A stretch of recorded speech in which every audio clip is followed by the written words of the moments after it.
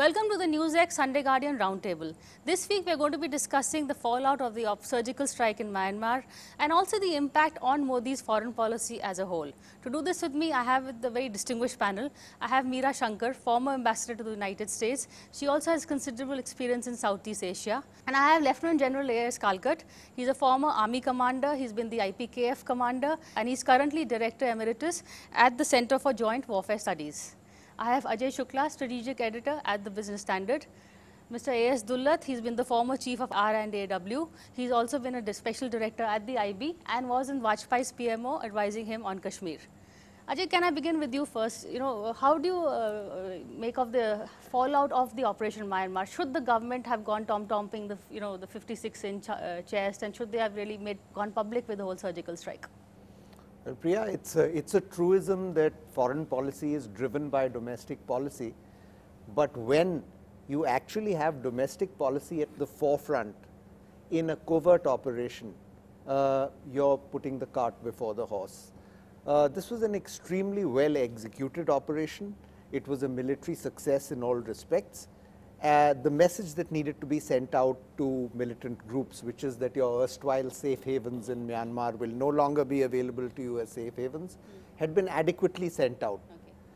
But by going out and actually addressing the people of this country and saying, see what a strong government we are, see how we are taking things forward with these people, the Myanmar army, who was our essential partner in this operation, and who will continue to be an essential partner in all future such operations, they were placed in an embarrassing situation.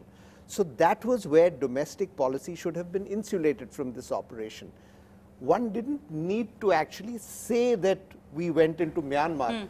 A few subtle hints are enough, and it's always nice to be subtle rather than to actually go out there and beat your breast and say, we did it actually.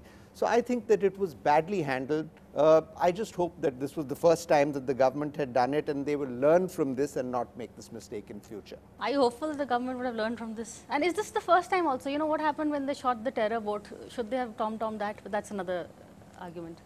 Yeah, I'm sure they would learn from this, and I agree entirely with what Ajay has said, and that there was, I think, excessive hubris which need not have been there. But you know what happens in an operation like this is that it does come into the public domain. How much we tom-tom it is difficult to sort of say where the cutoff line is. And I agree that if it was a covert operation and it was a very successful operation, then we should have left it at that with a hint that, yeah, we've done what needed to be done, and that there is sufficient cooperation between Myanmar and India, and this can be carried forward. It's been done in the past as well. What has happened is that we've ended up embarrassing the government across there, and now the NSA and the Foreign Secretary have gone there, hopefully to mend fences and to improve this thing. The only thing is that, what strikes me as far as the Khaplang group goes, I'm not a Northeast expert as these gentlemen seated on my right, but the thing is that Khaplang has always been an Indian group. So why has it gone so far away, and why did the ceasefire break, and why have we not made any attempt to mend fences with Khaplang? Of course, he lives in Myanmar, but the thing is that he's been always been pro-India. So I can't understand, what has gone wrong. But before I come to you, ma'am, General Kalkat, special ops, I think, was first used in Sri Lanka, if I'm so there have been covert operations before. Have we gone public like this before? No, we created the special forces. Before that, they were called para-commandos. Okay. And in Sri Lanka, they were converted to special forces. Thereafter, there were three then. I had all three of them in Sri Lanka. And later on, now they come to a large number, 20 of these. They are originally para-battalions. So we had enough there. They did covert operations. The problem one found there, as you know, that was one operation which was open to world media for the first time. If you don't tell them too much or enough to the media, or you just shut up on the news, then you cannot blame the media for coming to draw their own conclusions and their own conjectures. Right. So you got to have a heady mix of give them a certain amount. In this particular case, a little more may have been given. Oh, you're saying Rathod should have been more vocal? No. So I said some more than necessary may have been given. Achha, may have been. Nevertheless, a mix becomes essential. That has been my experience. That is 3.5 years of fighting there. But other people may have other experience. In terms of, now the diplomatic fallout of all this. Well, I would like to comment on this at two levels. All right. One is, I think, the action itself and the message it sends. As Ajay said, it was a successfully completed operation. And that sends its own message, because for some time, I think there was a sense that India's policy was one of passivity, and it would continue to absorb without any reaction or without any retaliation. So I think an expectation on the part of other countries that, India will continue to exercise unilateral restraint endlessly, I think that's not a good feeling to convey to others in our neighborhood. And therefore, I think the action itself conveys, in a sense, a more robust policy. Now, the second aspect is, can you snatch defeat from the jaws of victory? I think at some level, the manner in which they handled the projection of this, I think was not very supportive of our long-term strategic interests. Because your longer-term strategic interests would be to see that these groups either come back to the negotiating table or you take action against them. And you say you want to carry it forward, but now they are already forewarned and would shift their camps. Whatever intelligence you have will actually become dated. Okay. Then the second is, in terms of getting Myanmar's cooperation, obviously if they are embarrassed, it becomes a slightly more complex situation. And especially, I think we have to keep in mind that all our neighboring countries are extremely prickly about their sovereignty. Okay, I'm going to bring Ajay on the neighboring country bit here. Priya, before that, the essential point that General Kalkat made about just giving the media enough, but not too much. Now, in an operation like this, the media is used as a tool of strategic signaling. You say that you didn't cross the border. The statement, the army statement was very well crafted. It said we operated along the Indo-Myanmar border. And you leave it to the media to conjecture, to surmise that they must have gone across. Let the media say they've gone across. The media 10 times out of 10 will say that they've gone across because that's the nature of the beast. So you have had the statement made, but you have not made it yourself. So there's an element of deniability over that. This is all a part of strategic signaling, and that's one of those things that the government really doesn't know how to use the media very well so far. Which is surprising, considering this government came in on a huge media. Well, it's just bypassed the media. Now it's a Twitter sort of generation. So the government wants to send out its own signals through Twitter and Facebook and doesn't need the media any longer, except for a group of journalists who they know will report exactly as they have, as they are leaked to. There's a question of whether, overall our state institutions are really geared towards statecraft, particularly at the local and state levels. I mean, this was a usual complaint which one would get from other countries sharing intelligence with us, that it would leak.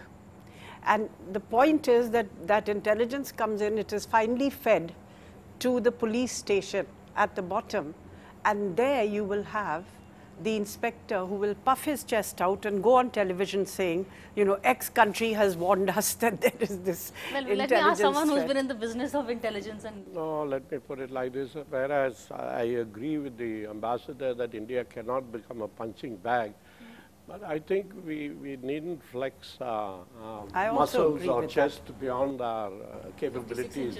Flex it on the ground, not on TV. The thing is that it was immediately being touted that this is a message for Pakistan. I think that should never have happened. And I'm glad the Northern Army commander corrected it immediately by saying that what happened there could not be replicated in the Pakistan theater. And the other thing is that, you know, we've been fighting insurgency and we fought it pretty well, I think, whatever criticism there may be. And I think we fought it well because there's been a good mix of, you know, where the army has to be used or the paramilitary forces have had to be used, they've been used. And after that, we've shown enough restraint and we've talked to people because for insurgency, I firmly am of the belief that there are no military solutions to insurgency. You have to talk. Let the military man come in on this. Yeah, you know. And I think that's where we are going wrong in some places now. And that's another detailed story. But let me just say what the Nagaland chief minister had to say in this context. He said, we should use the doves of peace to fight the dogs of war. Dogs of war, yes. General Kalkat, what do you make out of this? There's no military solutions to insurgency? Well, there is ultimately, if it's a political problem, the resolution has to be political. Nevertheless, sometimes to reach the stage of a political resolution, a certain amount of a military role comes in. For instance, if you want to take a certain rehabilitation relief measures to a people where they have made it impossible for you to reach out, there's no other way but first to get it under control. And that is done militarily. Right. Thereafter reach out, maybe to set hospitals. For that you need to build a road or to set up other things to alleviate their sufferings. So you can't do it sitting in Delhi. You can't do it by saying we shall talk about it. You have to do it on the ground. If you have to do it on the ground, you got to go there. If you are not able to go there, you aren't going to be able to do it. And for that, you need the military. So that's where it stops. I mean, it's a combination of both. It is not one. But indeed, the ultimate resolution will be political because it was a political problem. Decision also, yeah. Sorry, I would agree that any appropriate policy, and we've been successful here, you know, if you take a look at Punjab or you take a look at Mizoram, even political issues like the language issue in Tamil Nadu, we've been, see, ultimately the aim is to not, you know, in a sense, eliminate or exterminate these people. The idea is to bring them within the mainstream of Indian politics. How do you get them back to the democratic mainstream? So our policy has always been a mixture of persuasion, that we are prepared to address your grievances within the boundaries of the Indian Constitution and even to stretch those boundaries to the extent we can. And at the same time, you know, we will not accept that you go outside the framework of law to use arms to pursue your objectives. So it's actually been a very sophisticated policy. Just to add to that, you know, I think we've been hugely successful in Kashmir, but I am beginning to suspect that something is going wrong, and we don't know what's going wrong. And we need to correct it soon, otherwise things could get out of control. Let me put it like this, that Pakistan had completely lost out on Kashmir, and they had almost given up. But now we are making it possible for them to again start coming back. And it's not looking very good just now, let me put it like that. I would actually partly disagree with both Meera Shankar and Mr. Dullat. This is why we called you. I think that both Kashmir and Nagaland represent absolute insurgency case studies on how the military has repeatedly brought the stage to the point where a political solution could be imposed, but where the government has actually failed to capitalize on that military groundwork and actually initiate a dialogue for imposing that settlement. Look at Kashmir. I mean, practically every separatist leader of the 1990s and early 2000s is sitting there panting for New Delhi to talk to them. But there's nobody in New Delhi with the mind space to initiate a dialogue with them. A settlement in Kashmir, or at least a sort of the start of a dialogue that would soothe widespread resentment, has just not happened. It's the same in Nagaland. Mr. Dullat had brought up that question of why Khaplang has actually become from essentially an intelligence agency organization to an organization that is now operating against us. It's because we started off the dialogue. We brought in the Isaac Muiva group, started off dialogue with them, and Khaplang's real enemy is the Isaac Muiva group. They're rivals, deadly rivals. And now he's seeing this other group walking away with all the spoils or potentially doing so, and he's feeling left out, which is why this ambush took place in the first place. So it's all boils down to, as General Kalkat said, using the military to lay the groundwork for a political settlement, but essentially at the bottom line is that we have failed to take forward the political dialogue to impose that settlement.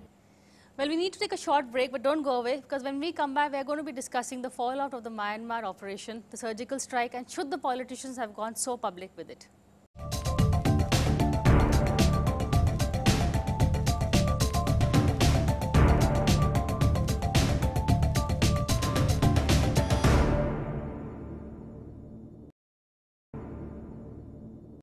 Welcome back to the NewsX Sunday Guardian Roundtable. This week we are discussing the fallout of the surgical strike in Myanmar. About Kashmir, we mentioned Kashmir, Mr. Dullat mentioned Kashmir.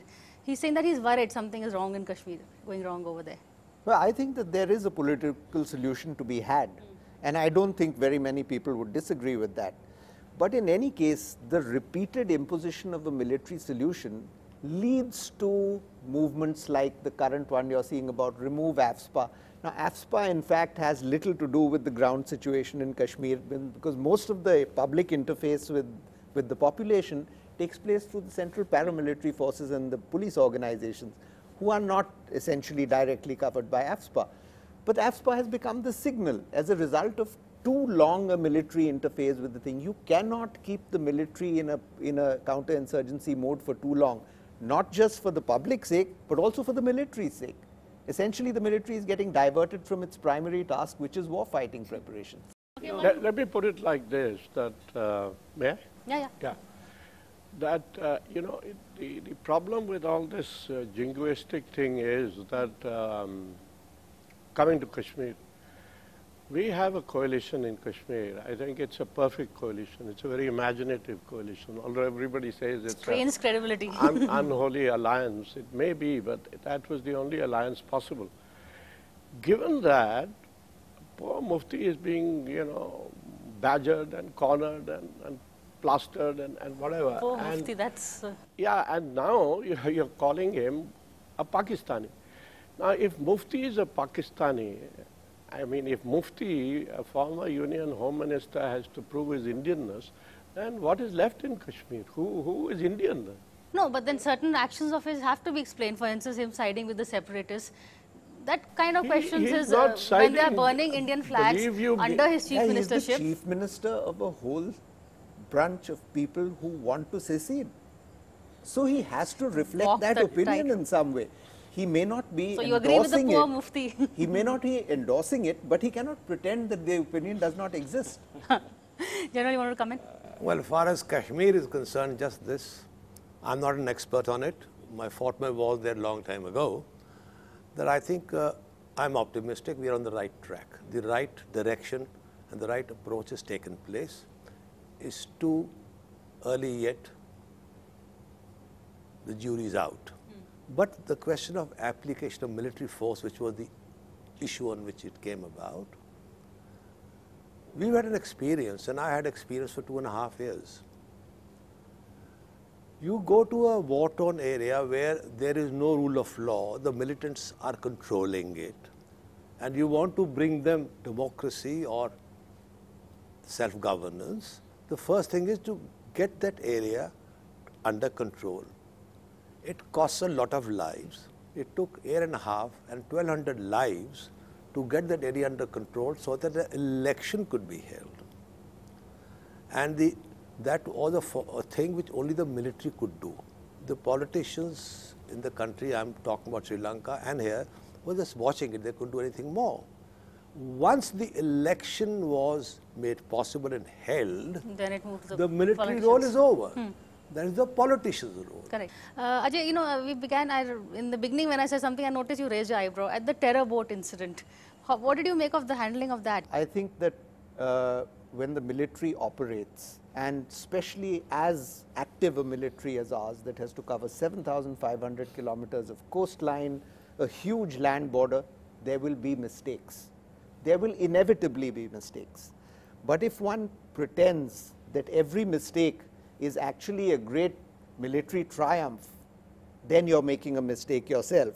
And Mr. Parrikar, who had just taken over as defense minister, perhaps he wanted to show that I'm a defense minister who supports his military. Now this is it's a trap. You have to support your military up to a point as defense minister, but you have to also demand operational accountability from the military.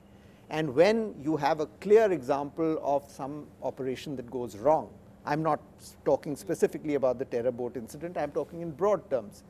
As a defense minister, you have to demand accountability. At that stage, you cannot whitewash the incident and so on. This is a mistake we've made many times in Kashmir, and we should have learned from it. You see, what he said in the context actually of Kashmir has been far more damaging. When he said we'll use terrorists to fight terrorists, now that is being used in Kashmir to say that everything that has been happening now, and there have been 7 killings or so in Sopore in the last fortnight, that every killing is being, it's the agencies who are involved, it's India which is involved. And this is what your defense minister said, and that's why it's happening.